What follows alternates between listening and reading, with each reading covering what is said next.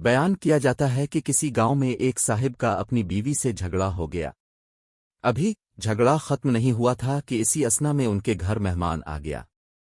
خاوند نے اسے اپنی بیٹھک میں بٹھا دیا اور بیوی سے کہا کہ فلاں رشتہ دار مہمان آیا ہے، اس کے لیے کھانا بنا لو۔ وہ غصے میں تھی، کہنے لگی نہ تمہارے لیے کھانا ہے نہ تمہارے مہمان کے لیے۔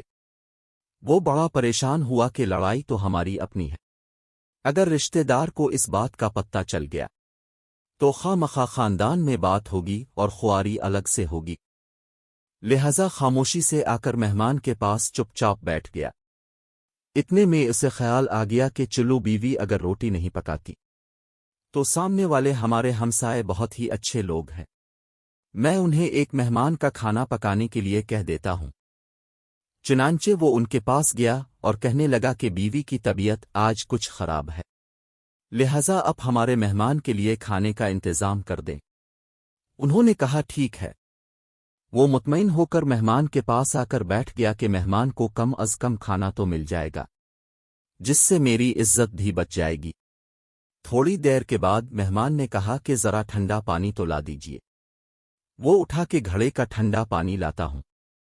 اندر گیا تو دیکھا کہ بیوی تو زاروں قطار رو رہی ہے۔ وہ بڑا حیران ہوا اور کہنے لگا کیا بات ہے؟ اس نے پہلے سے بھی زیادہ رونا شروع کر دیا۔ کہنے لگی بس مجھے معاف کر دیں۔ اس کے خاوند نے کہا کہ بتاؤ تو صحیح آخر تمہارے رونے کی وجہ کیا ہے؟ تم ایسے کیوں رو رہی ہو؟ بیوی نے کہا کہ پہلے مجھے معاف کر دیں، پھر میں آپ کو اپنی بات سناؤں گی۔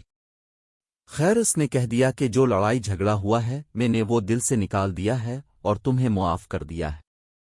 پھر وہ کہنے لگی کہ جب اپنے آ کر مہمان کے بارے میں بتایا اور میں نے کہہ دیا کہ نہ تمہارے لیے کچھ پکے گا اور نہ ہی تمہارے مہمان کے لیے کچھ پکے گا تو اب چلے گئے، مگر میں نے دل میں سوچا کہ لڑائی تو میری اور آپ کی ہے اور یہ مہمان رشتہ دار ہے، ہمیں اس کے سامنے اپنے جھگڑے کی پول نہیں کھولنا چاہیے۔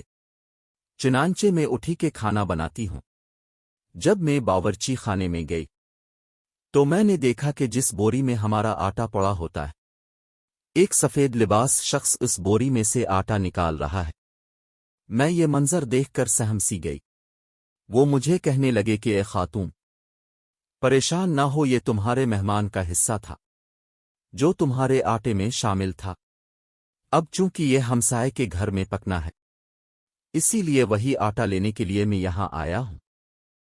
اس واقعے سے ثابت ہوتا ہے کہ مہمان بعد میں آتا ہے، جبکہ اللہ تعالیٰ اس کا رزق پہلے بھیج دیتا ہے۔ یہ واقعہ کتاب خطبات فقیر سے ماخوذ کیا گیا۔